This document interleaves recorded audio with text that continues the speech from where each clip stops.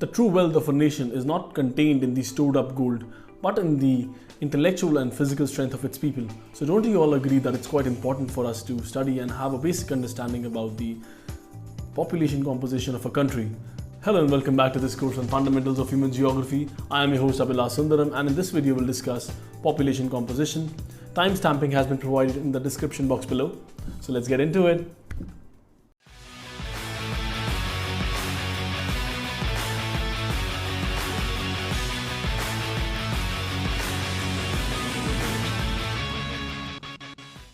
To paint the picture in your mind as to why the study of population composition is important, let's look at the population pyramid of India, which tells us that we have a huge percentage of population in the working age group.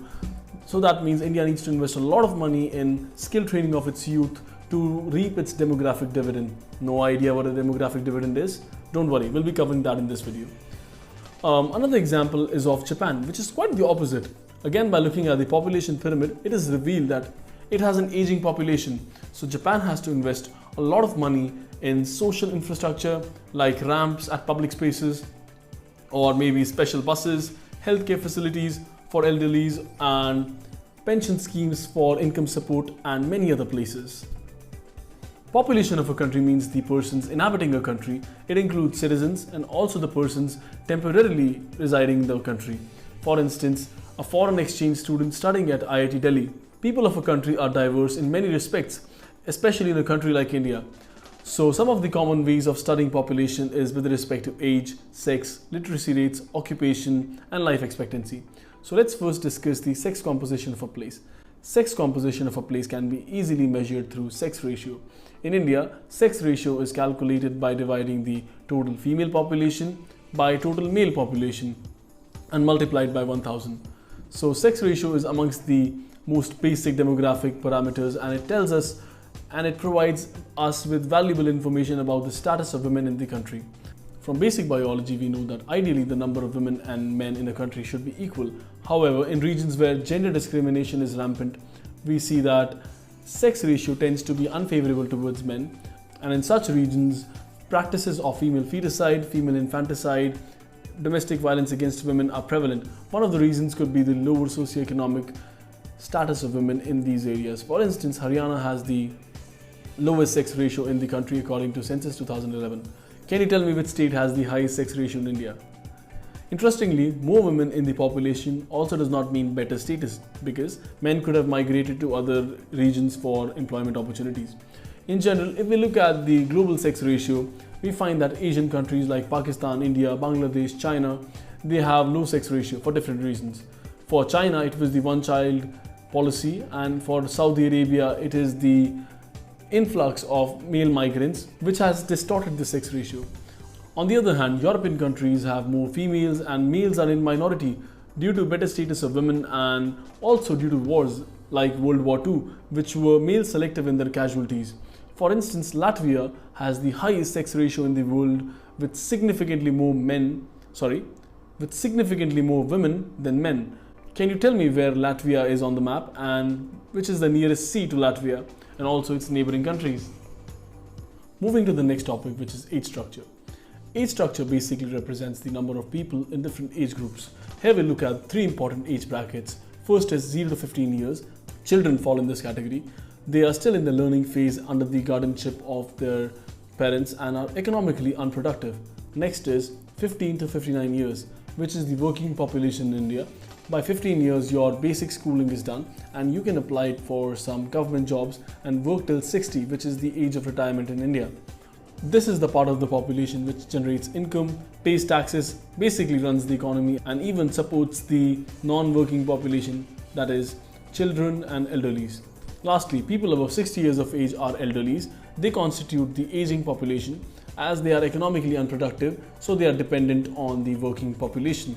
A greater percentage of population above 60 years of age represents an aging population, which requires more expenditure on healthcare facilities, infrastructure, pension schemes, etc. On the other hand, a higher working population would lead to a higher economic growth if conditions are right. This accelerated economic growth due to the higher working population than non-working population is called the demographic dividend. India is one of the youngest countries in the world with a median age of just 28 years. For comparison, it is 37 years in China and 49 years in Japan. And so to exploit this huge demographic dividend, Government of India has introduced many schemes like MG Narega, Skill India Mission, Startup India, etc. So before we move on to the next topic, I want you to keep in mind that age structure is not a static concept, but is dynamic and changes with respect to level of development and with time. To understand a country's situation and make accurate predictions requires not just knowing the total population size, but its internal characteristics such as age and gender distribution. And one of the ways demographers use to represent this internal distribution is through population pyramids. Here the data is divided by gender with males on left and females on right, and the age structure is represented on the y-axis.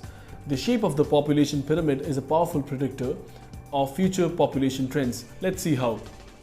In our first case, Rwanda's population pyramid, as you can see, is triangular shaped with a wide base indicating high birth rates and small population bars in the higher age brackets like 65 to 69 or 70 to 74 indicating high death rates. Since most of the population being young, the population will grow rapidly in coming years. This type of population is typical for a less developed country in phase 1 of demographic transition. For demographic transition theory, refer to this video.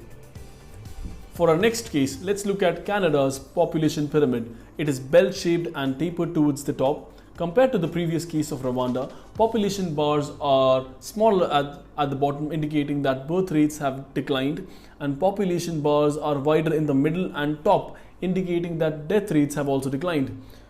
Population would either slowly increase or stay constant. Finally, let's look at the population pyramid of Japan, which has a very narrow base, as you can see, and has a tapered top. Majority of its population is concentrated in the post-reproductive years, and the number of young people are relatively very low, meaning at current rate of population, the population will decline. Such population pyramids are typical of developed and industrial countries in the stage 3 of demographic transition theory. Just by looking at the shapes, you can tell if the population will expand or contract of a country in future. That is the beauty of studying a population pyramid of a country. Distribution in rural and urban areas. See, rural and urban areas are different from each other in terms of occupational structure, social conditions, infrastructure, etc.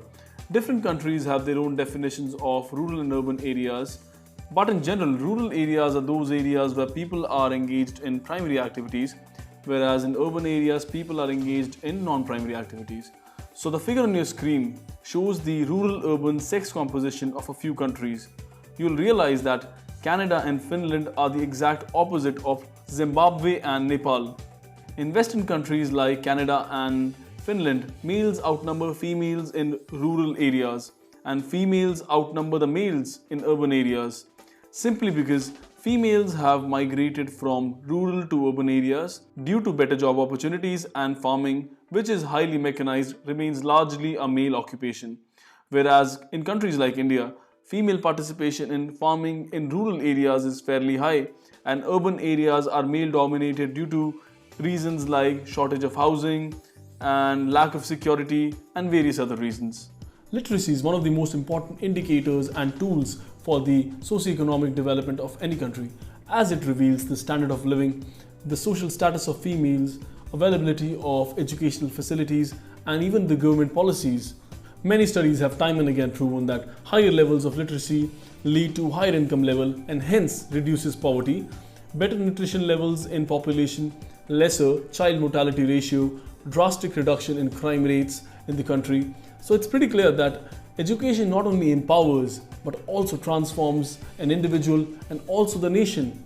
That is exactly why Government of India has taken many initiatives to increase the same, like the latest National Education Policy 2020, Samagra Shiksha Abhiyan, Midday Meal Scheme, etc.